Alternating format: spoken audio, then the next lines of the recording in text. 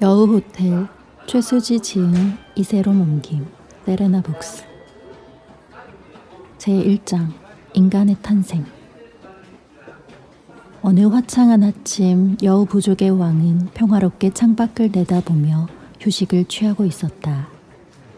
왕은 이보다 더 완벽한 아침은 없다고 생각했다. 하지만 또다시 문 밖에서는 노크 소리가 들려왔고 왕은 한숨을 쉬었다. 개부족에 관한 소식입니다. 병사 한 명이 말했고 왕은 얼굴을 찌푸렸다. 개들이 다시 고약한 장난을 치기 시작했습니다. 왕국 일부를 공격했지만 우리 군대가 즉시 난동을 진압했습니다. 다행이군. 하지만 폐하, 이렇게 넘어갈 일이 아닙니다. 고양이들을 보십시오. 범을 필두로 제국을 세우지 않았습니까? 우리도 그들처럼 강력한 제국이 되어야 합니다. 폐하가 개들까지 다스리셔야 합니다. 보십시오. 우리 종족이 얼마나 더 우월한 종족인지. 1000년을 사는 부유한 우리, 그리고 300년을 사는 가난한 개들이 우리와 같은 권리를 가지고 있다니. 폐하, 개부족은 몇 년간 우리에게 극심한 피해를 줬습니다. 중요한 사안이니 부디 생각해보겠다.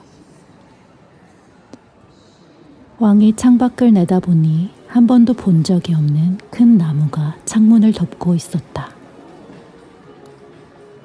당장 저 나무를 치워버려라!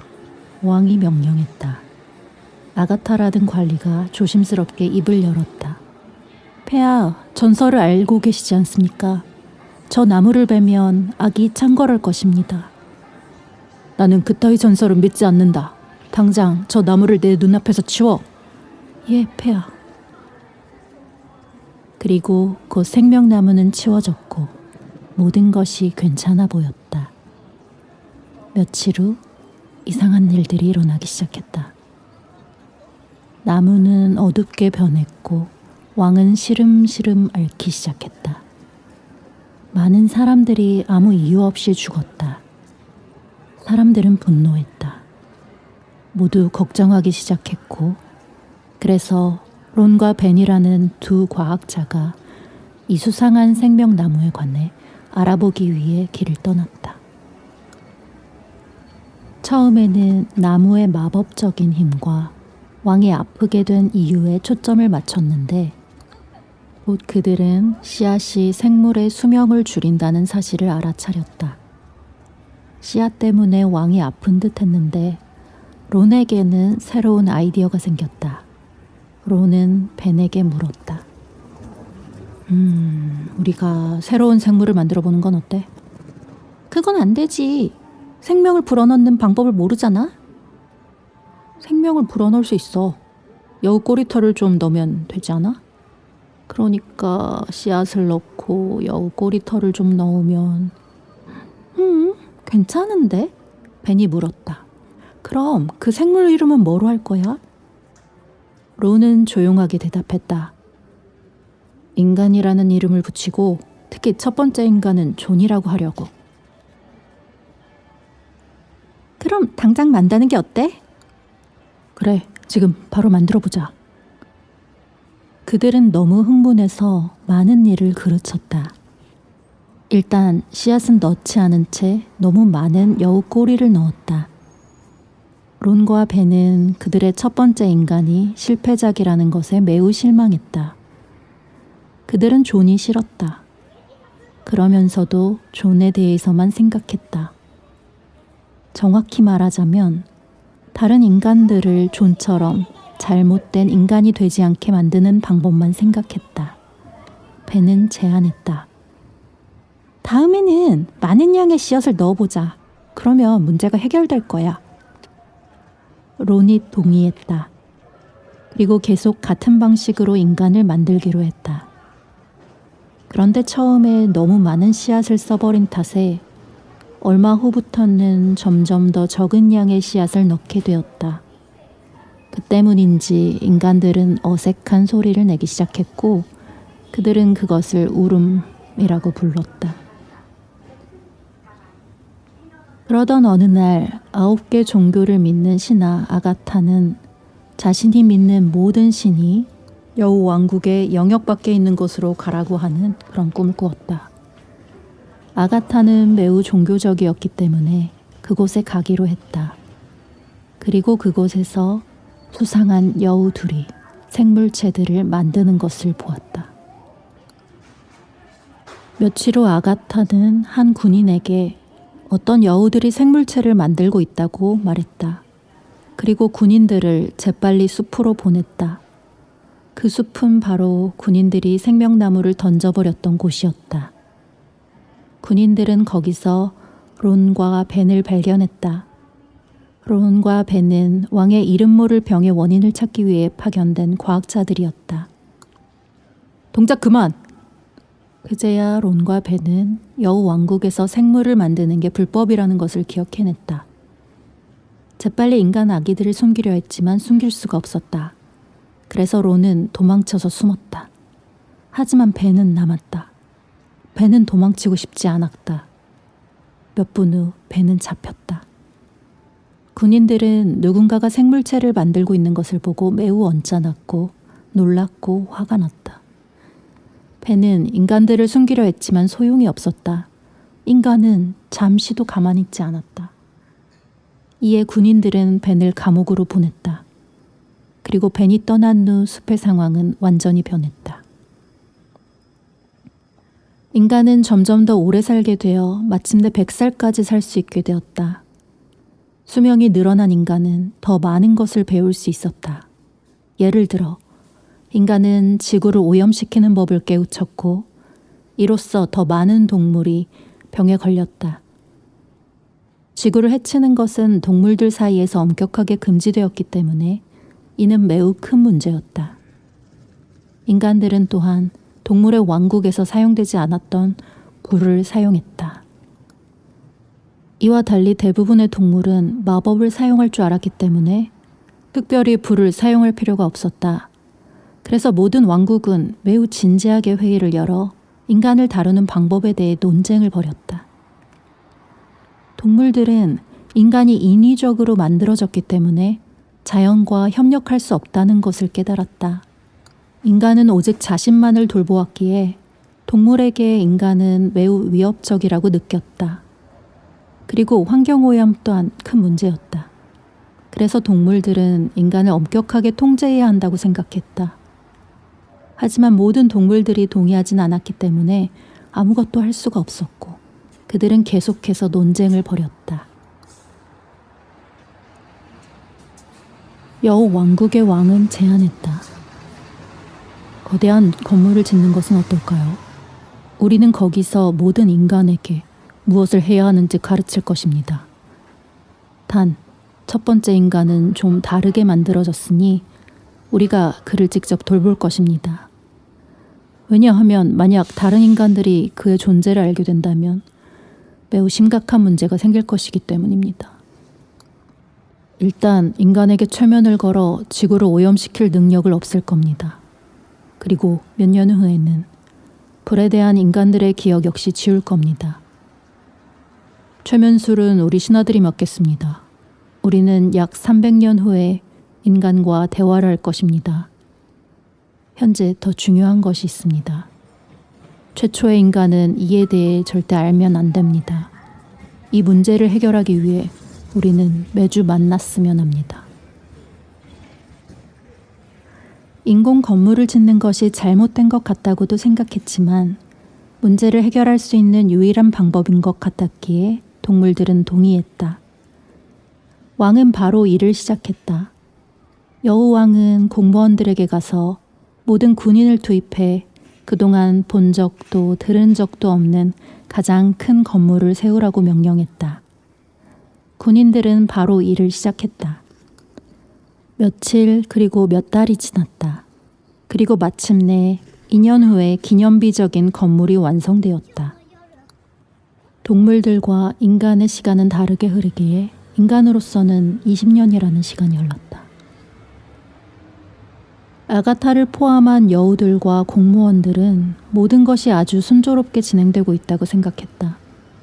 아가타는 만약 그녀가 인간에게 종교를 전파한다면 인간에게 최면을 거는 것은 매우 쉬운 일이 되리라 추측했다. 그것이 매우 좋은 생각이라고 여겨서 그녀는 인간들에게 종교에 대한 모든 것을 가르치기로 했다. 곧 인간의 절반이 종교를 갖게 되었다. 그녀는 인간들에게 종교를 전파하는데 오랜 시간이 걸리지 않아서 매우 기뻐했다.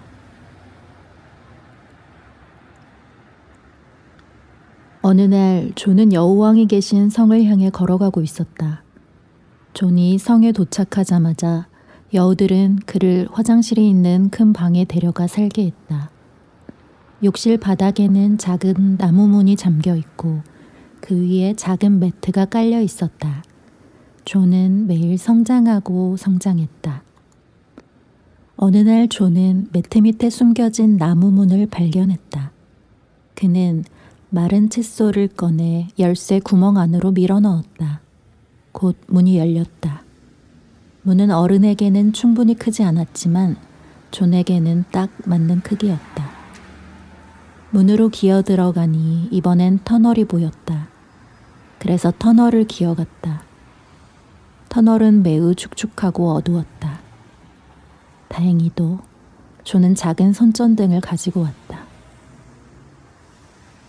갑자기 존이 멈추었다. 뭔가가 그의 길을 막고 있었다. 그것은 어딘가로 통하는 또 다른 문이었다. 그는 숨을 들이마셨다가 내쉬었다. 그러고 나서 문을 밀어서 열었다. 안타깝게도 문은 아래로 내려가기에는 너무 작았지만 그의 얼굴을 통과시키기에는 충분했다. 그는 긴 복도 외에는 아무것도 볼 수 없었지만 이상한 언어들을 들었다. 그는 재빨리 문을 쾅 닫고는 뒤도 안 돌아보고 달려갔다. 존은 비밀을 발견하는 것에 관심이 있었지만 그것은 여전히 매우 무서운 일이기도 했다. 이 불가사의한 사건이 존의 침실에서 일어나는 동안 동물 왕국의 통치자들은 회의를 하고 있었다. 그들은 이상한 생물인 존을 어떻게 다룰 것인지에 대해서 이야기했다. 바로 그때 그들은 존의 침실에서 딸깍하는 소리를 들었다. 그들 중 한 명이 이것을 조사하러 갔고 작은 소년을 보았다. 여우 왕국의 왕은 이 소식을 듣자마자 회의를 마치기로 했다. 그러나 존은 그의 침실 아래에 있는 곳에 더 큰 관심을 끌게 되었다. 그의 칫솔은 이미 반으로 부러졌지만 개의치 않았다. 존은 간신히 문 안으로 비집고 들어가 어두운 터널을 기어갔다. 다시 한번 그가 본 것을 기억하려고 노력했다. 그는 안을 들여다보며 문을 살짝 열었다. 그는 지난번과 같은 낯선 언어를 들었지만 이번에는 두려워하지 않았다. 이번에는 안을 들여다보았고 여우들 말고도 자신과 매우 비슷하게 생긴 생물들이 있는 것을 보았다. 그는 실제로 자신이 태어났을 때 무슨 일이 일어났는지 몰랐기 때문에 전 우주에 자신과 같은 존재는 없으리라 생각해왔다. 자신의 탄생에 대해 질문해도 아무도 대답하지 않았다. 그는 부모님이 있는 다른 사람들을 부러워했다. 그래서 자기와 비슷한 존재들을 발견하자 행복한 감정이 들었다. 왜냐하면 자기에게도 가능성이 있다고 생각했기 때문이다. 그들이 바로 그의 부모님일 수도 있었다. 놀란 그는 눈을 한 번 더 비비고 바라보았지만 여전히 자기와 비슷한 생물들이 있었다. 만약 그 구멍이 조금만 더 컸다면 그는 아래로 기어 내려올 수 있었을 것이다. 벽은 매우 얇았다. 너무 얇아서 가볍게 밀어 넘어뜨릴 수 있었다. 존은 좋은 생각이 났다. 이제 밤에 몰래 빠져나가기만 하면 되겠다. 완벽한 계획을 세운 후 존은 터널에서 빨리 나가기로 했다. 그들이 위를 쳐다볼 때 존을 볼 수도 있다는 두려움 때문이었다. 그는 성큼성큼 터널을 가로질러 성으로 돌아왔다. 그는 재빨리 편안한 침대로 뛰어들어 조용히 밤까지 기다렸다. 오래된 괴종시계가 12번 울리자마자 그는 침대에서 뛰쳐나와 소리 없는 터널로 들어갔다.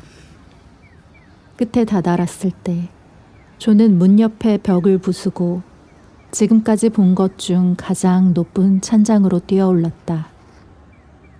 찬장에 먼지가 너무 많아서 재채기를 몇 번 했다. 존은 재빨리 코를 닦고는 뛰어내릴 돗자리가 있는지 방을 한 번 더 살폈다. 존은 곰팡이 핀 매트를 발견했다.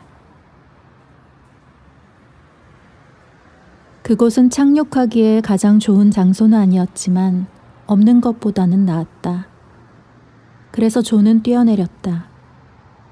그의 앞에는 많은 작은 방들이 있었지만 그 방들에서 약간의 소음이 들렸기 때문에 존은 그 방들에 들어가지 않기로 했다.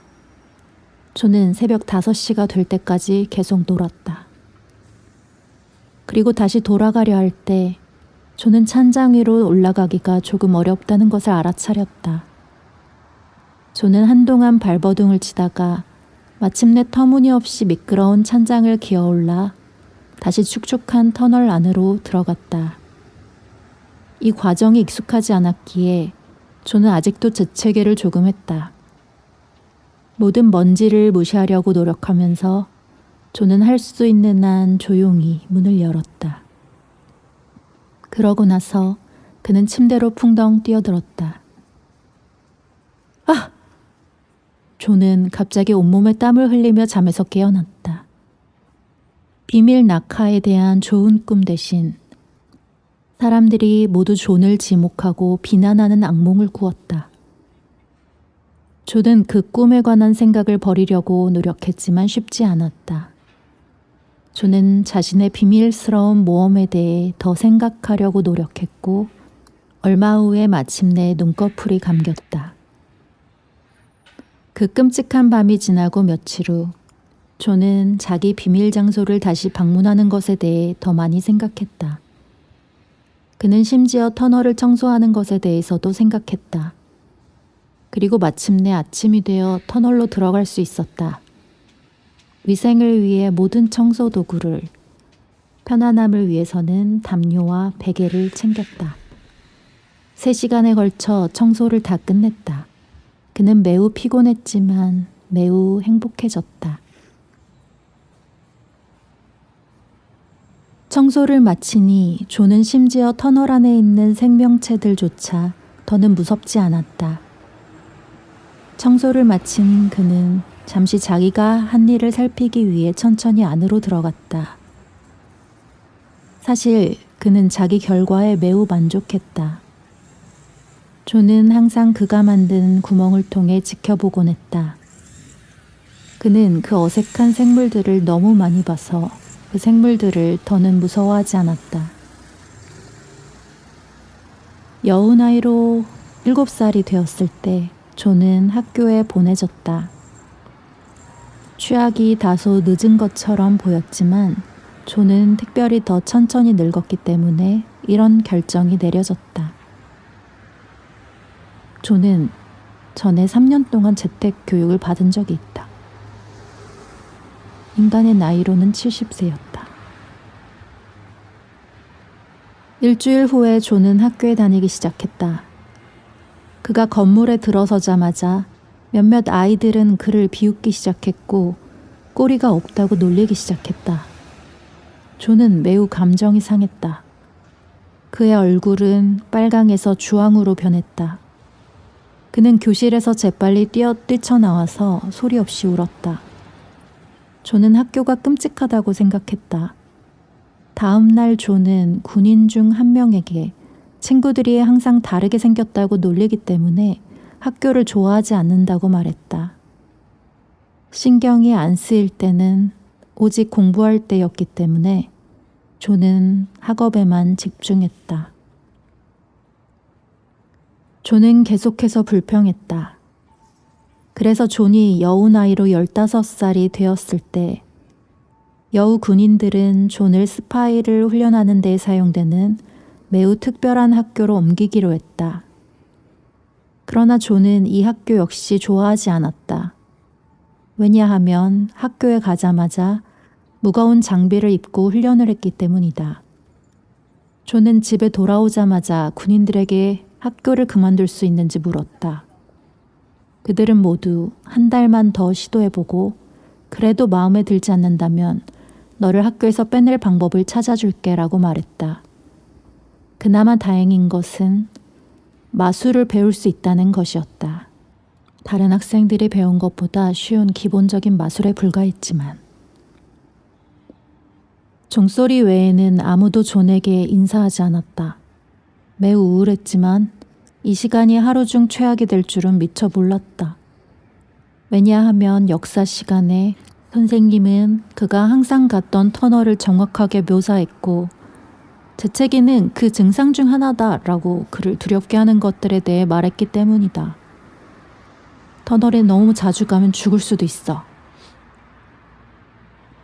사실 여우들은 존이 터널 탐험을 멈추기를 원했다. 학생들이 존과 관련하여 배운 모든 것들이 사실 아니었다. 존을 제외한 모든 여우는 이미 그것을 알고 있었다. 이 말만 들어도 그는 간담이 서늘해져서 그곳에 다시는 가지 않겠다고 결심했다. 그는 온종일 너무 무서워서 손톱을 물어뜯기까지 했다. 그래서 그가 귀가했을 때 모든 여우는 그가 손톱을 완전히 잃었다고 생각했다. 나는 절대로 터널에 가지 않을 거야 라고 결심한 후에도 몇 시간 동안 두려움에 떨어야 했다. 운 좋게도 뛰어난 성적 덕분에 존은 17살에 졸업할 수 있었다. 그런데 학교를 떠난 후에도 존은 터널 및 터널과 관련된 다른 모든 것들을 두려워했다. 존은 제대로 겁을 먹었다.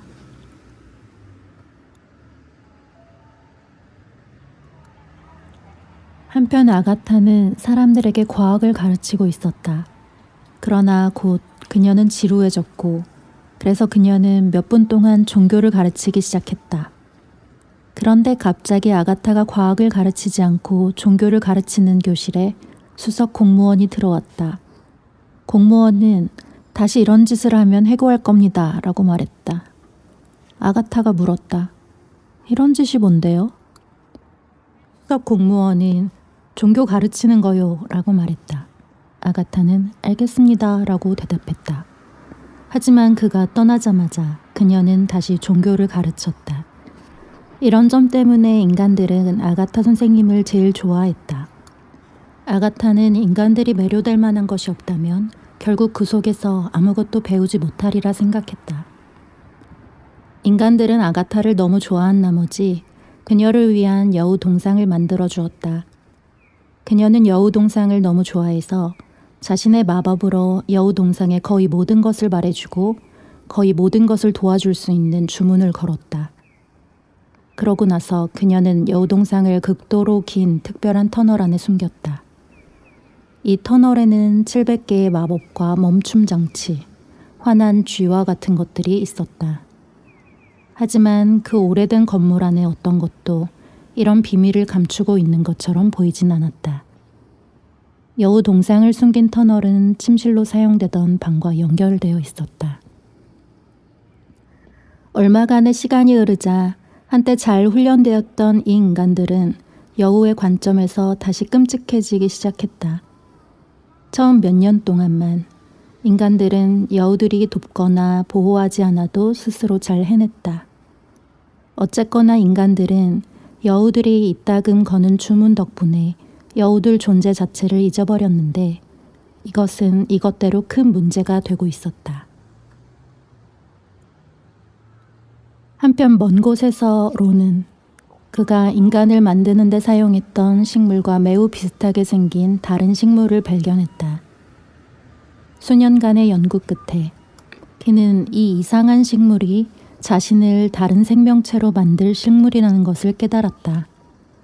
론이 이 식물에 대해 싫어하는 게 하나 있다면 그것은 인간이 된 후에는 여우였을 때 자신에게 무슨 일이 일어났는지 기억할 수 없다는 것이었다.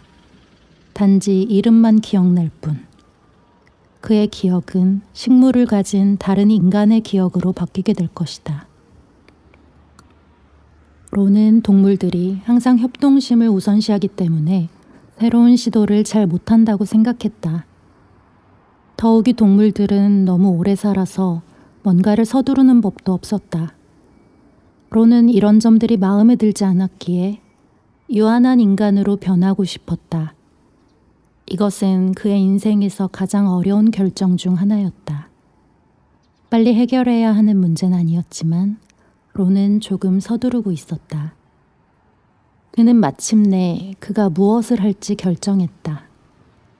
론은 그냥 인간으로 변화시켜 수명을 줄여주는 씨앗을 먹기로 했다.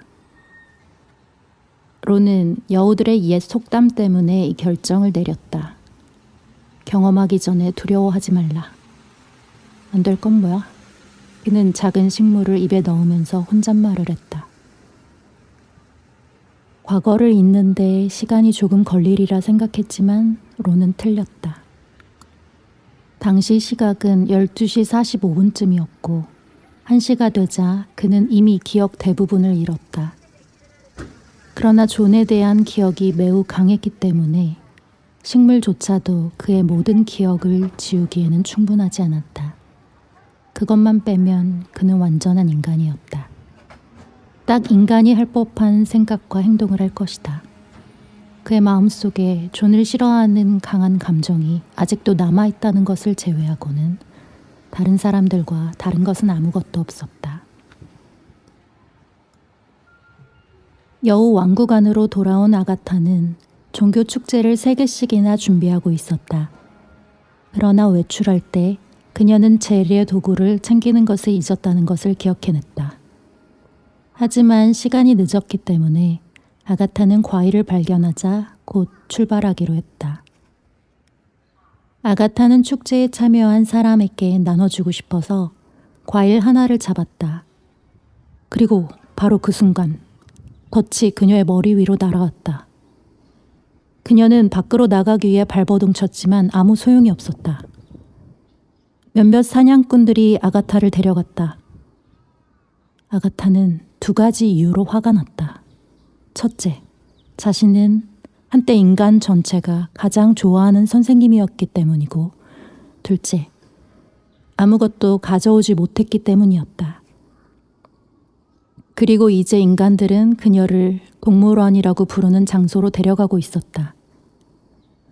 아가타는 동물원이란 그게 뭐든 간에 미친 동물들과 관련된 것이라고 들었다. 우연히 동물원에 갇히게 되자 동물원에는 미친 동물들만 있는 것이 아니라는 걸 알게 되었다. 미친 인간들은 미치지 않은 아가타에게 물건을 던졌고 자유와 사생활을 박탈했다. 생명의 존엄성 따위는 개나 져버렸으며 기타 끔찍한 일들이 많이 벌어졌다. 아무리 좋게 다시 생각해봐도 여전히 인간을 이해할 수 없었다. 불과 300년 전 아가타는 가장 사랑받는 선생님으로 그곳에 있었다. 이제는 모두가 비명을 지르며 그녀에게 물건을 던진다. 그녀는 20마리의 다른 여우들과 1m 남짓 너비의 새장을 공유했고 이는 여기서 아무런 문제가 되지 않았다. 아가타에게는 사생활이 전혀 없었다.